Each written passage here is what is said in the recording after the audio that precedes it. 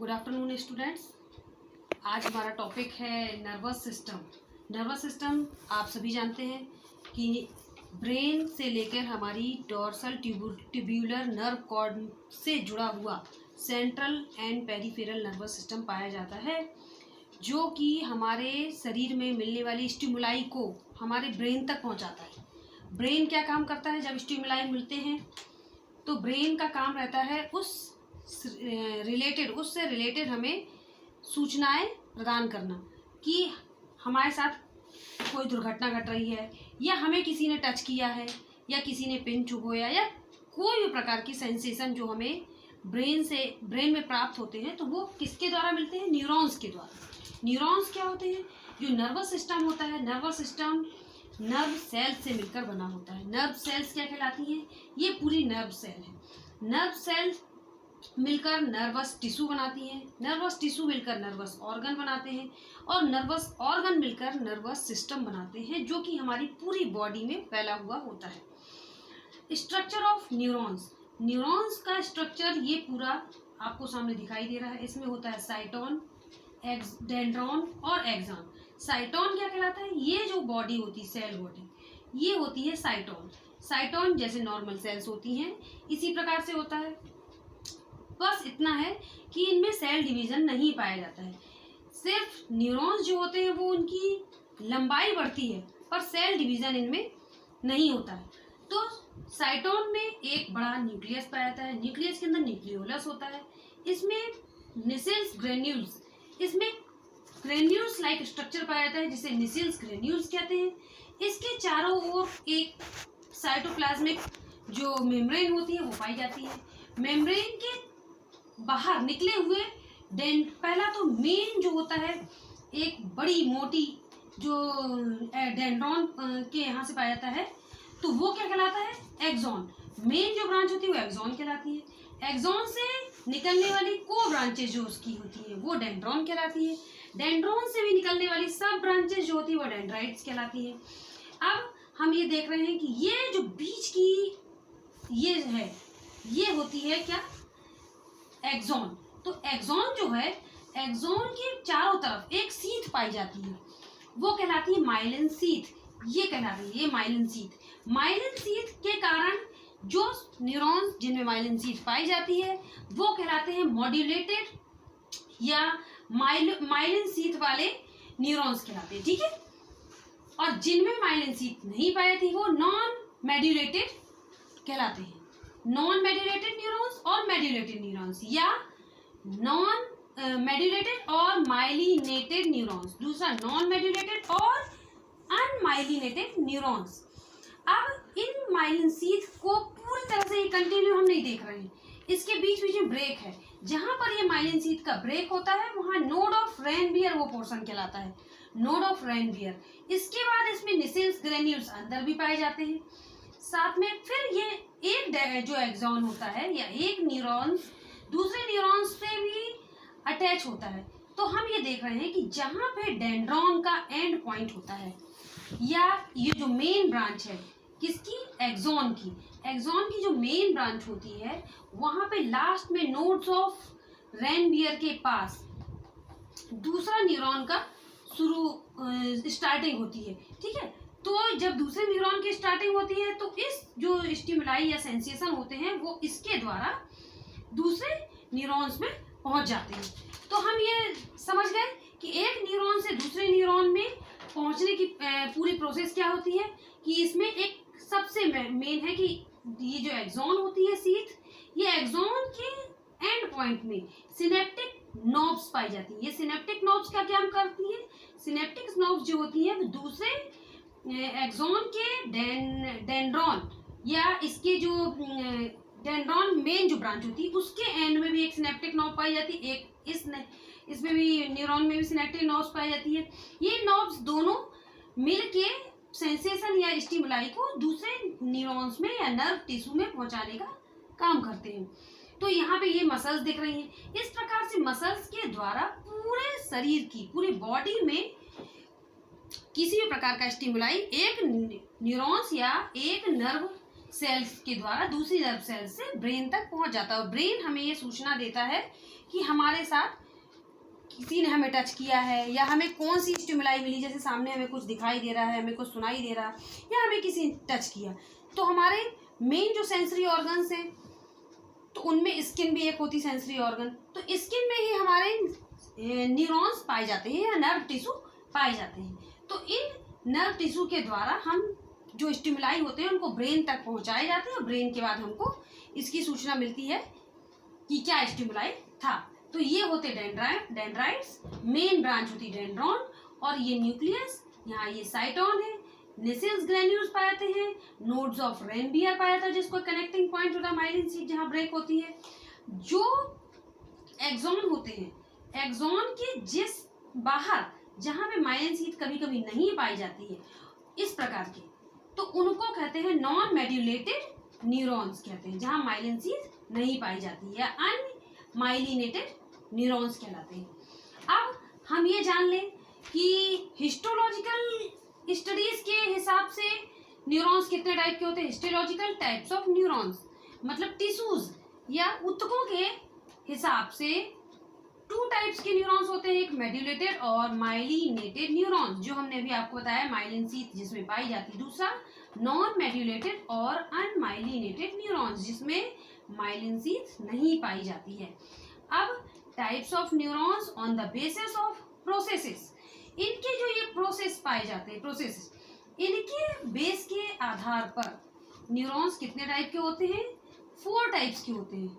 एपोलर neuron ये बना हुआ है, इसमें क्या होता है, कोई भी डेंड्रॉन डेंड्राइट्स नहीं पाए जाते, ना तो एक्सॉन पाया जाता है, सिंगल सेल बनी होती है, इसलिए इसको एपोलर न्यूरॉन्स कहते हैं। जैसे कि छोटे छोटे जो एम्ब्रियो होता है, एम्ब्रियो मतलब बर्थ से पहले जो एम्ब्रियो होता है उसके बनने पे डेवलपमेंट के दौरान जो न्यूरॉन्स की स्टडी की गई वो एपोलर न्यूरॉन पाए जाते हैं। यूनिपोलर न्यूरॉन्स ये बना हुआ है, यूनिपोलर में केवल एक एक्सॉन पाया जाता है, उसमें कोई भी डेंड्रॉन डेंड्रॉइड्स नहीं पाए जाते हैं, और एक सेल पाई जाती है इसके अंदर न्यूक्लियस न्यूक्लियोलस पाया जाता है। दूसरा होता है बाइपोलर न्यूरॉन्स। बाइपोलर न्यूरॉन्स वो होता है जिसमें एक डेंड्रॉन एक डेंड्राइट्स दो तरफ से एक तरफ से दोनों तरफ से पाए जाते हैं, बाइपोलर, और एक सिंगल सेल में 2 डेंड्रॉन और एक्सॉन निकले हुए होते हैं। फिर मल्टीपोलर न्यूरॉन्स वो होते हैं जिसमें बिल्कुल नॉर्मल जैसे न्यूरॉन्स होते हैं जिसमें बहुत सारे डेंड्रॉन डेंड्राइट्स और एक्सॉन पाए जाते हैं। अब types of neuron on the basis of physio anatomical basis, physio anatomical basis के आधार पर एक होते हैं somatic afferent neurons. Somatic afferent neurons जो होते हैं वो स्किन में पाए जाते हैं, स्किन से मिलने वाले स्टिमुलाई को ब्रेन तक पहुंचाने का काम करते हैं। इसके बाद होता है somatic efferent neurons. Somatic efferent neurons जो होते हैं वो स्केलेटल मसल्स में पाए जाते हैं, जो कि स्केलेटल मसल्स से हमारी बॉडी से रिलेट करते हुए ब्रेन तक सारे स्टिमुलाई को पहुंचाने का काम करते हैं। थर्ड वन है visceral afferent neuron. Visceral afferent neurons जो होते हैं वो हमारे इंटरनल ऑर्गन्स के न्यूरॉन्स जो होते हैं उनमें पाए जाते हैं। तो इंटरनल ऑर्गन्स की सारी स्टिमुलाई को हमारे ब्रेन तक पहुंचाने का काम कौन करता है, visceral afferent neurons. Fourth one है विसरल एफरेंट न्यूरॉन्स। ये न्यूरॉन्स हमारी कार्डियक मसल्स यानी हमारे हार्ट से रिलेटेड मसल्स में पाए जाते हैं, जो कि हमारी कार्डियक स्टिमुलाई को ब्रेन तक पहुंचाने का या ब्रेन तक ले जाने का काम करते हैं। ठीक है, इसके बाद है fourth characteristics of neuron cells. Neuron cells में कौन कौन से गुण पाए जाते हैं या उनके क्या क्या लक्षण होते हैं। तो एक होता है एक्साइटेबिलिटी। एक्साइटेबिलिटी क्या होता है, उत्तेजनशीलता, मतलब अगर किसी ने टच भी किया तो हम उसके टच करते साथ या पिन, जैसे किसी ने हमें पिन चुभोया तो हमें पिन चुभवाने के बाद वो व्यक्ति बताएगा नहीं कि हमें किसी ने पिन चुभोया है, हमने तुमको पिन चुभोई है, अब तुम अपने ब्रेन को बता दो कि पिन चुभोई है तो हम हाथ हटा लें। ऐसा तो नहीं होता ना, ऐसा होता कि किसी ने हमें पिन चुभोया हमने तुरंत हाथ हटाया, या हमारा हाथ किसी गर्म चीज़ पर लगा और हमने तुरंत हाथ हटा लिया। तो ये स्टिमुलाई कितनी माइक्रो मिली सेकेंड्स में न्यूरॉन्स के द्वारा एक न्यूरॉन से दूसरे, दूसरे से तीसरे करते करते कई न्यूरॉन से होता है हमारे ब्रेन तक इतने माइक्रो सेकेंड्स में पहुंच जाता है, और हमारा ब्रेन तुरंत हमें ये मैसेज देता है कि हमें अपना हाथ वहाँ से हटा लेना है, जलना नहीं है, या कोई हमें टोच रहा है, चुभो रहा है, तो हमें अपना हाथ वहाँ से हटा लेना है। इसके लिए वो व्यक्ति हमें नहीं बताया कि हमने तुम्हें पेन चुभोई है तो तुम अपना हाथ हटाओ। अब सेकंड है कंडक्टिविटी। किसी भी प्रकार की सूचना या खबर जो होती है वो कंडक्टिविटी के माध्यम से ब्रेन तक पहुंच जाने का काम करता है, जो कि एक ब्रेन तक की दिशा में प्रवाहित होते हैं, एक न्यूरॉन से दूसरे, दूसरे से तीसरे। वो भी कैसे होते हैं?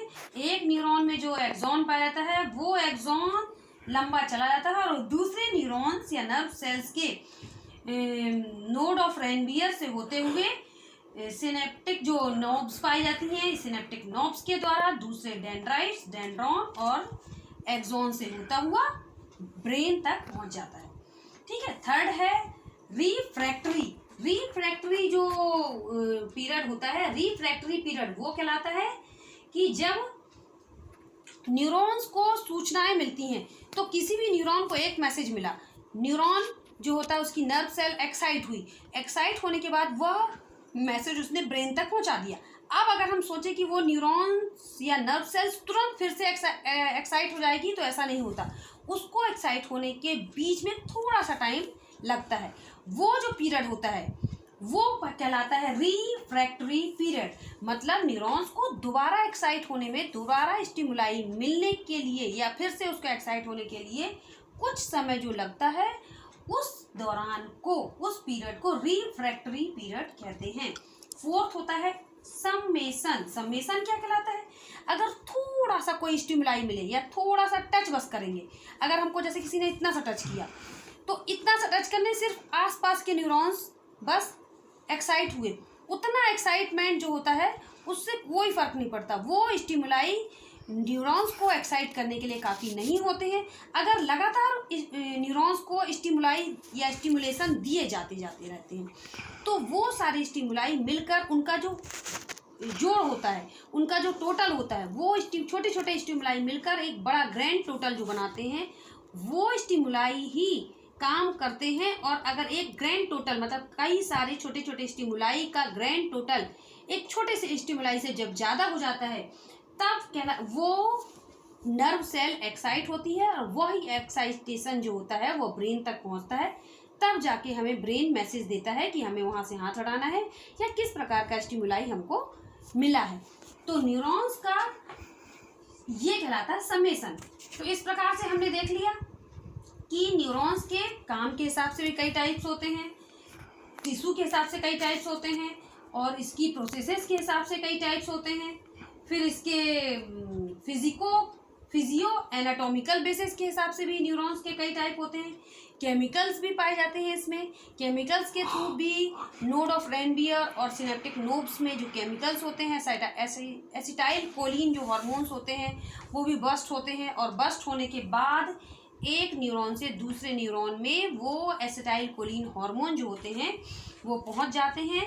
और वो एसिटाइल कोलिन हार्मोन जो एक, जैसे ये सिनेप्टिक नोब्स हैं, यहाँ एसिटाइल कोलिन हार्मोन पाए जा रहे हैं। ये एसिटाइल कोलिन हार्मोन जैसे ही एक्सॉन के पास दूसरा एक्सॉन स्टिमुलाई लेके आता है, स्टिमुलाई आती है, तो ये बस्ट हो जाता है और एसिटाइल कोलिन हार्मोन बस्ट होने पे निकल के दूसरे एक्सॉन के अंदर एंटर हो जाता है। फिर ये एसिटाइल कोलिन हार्मोन तीसरे एक्सॉन के अंदर एंटर होगा। ऐसे करते करते एसिटाइल कोलिन हार्मोन जाते जाते एक न्यूरॉन से दूसरे न्यूरॉन, दूसरे से तीसरे, तीसरे से चौथे करते करते पूरे ब्रेन तक उस मैसेज को जब तक पहुंचा नहीं देते, तब तक उनके काम का एंडिंग नहीं होती है। इस प्रकार हमने समझ लिया कि नर्वस सिस्टम में न्यूरॉन्स का बहुत बड़ा योगदान होता है स्टिमुलाई को पहुंचाने का। तो आप इस नर्वस सिस्टम के न्यूरॉन्स के स्ट्रक्चर को भी अच्छे से पढ़ लीजिएगा, और जहाँ जो कन्फ्यूज़न हो वीडियो को कई बार देखिए, फिर उसके बाद अच्छे से इसकी, और जहाँ कुछ यहाँ कवर ना हो पाया हो कोई टॉपिक, तो उस टॉपिक को भी अच्छे से कवर कर लीजिएगा। Thank you so much.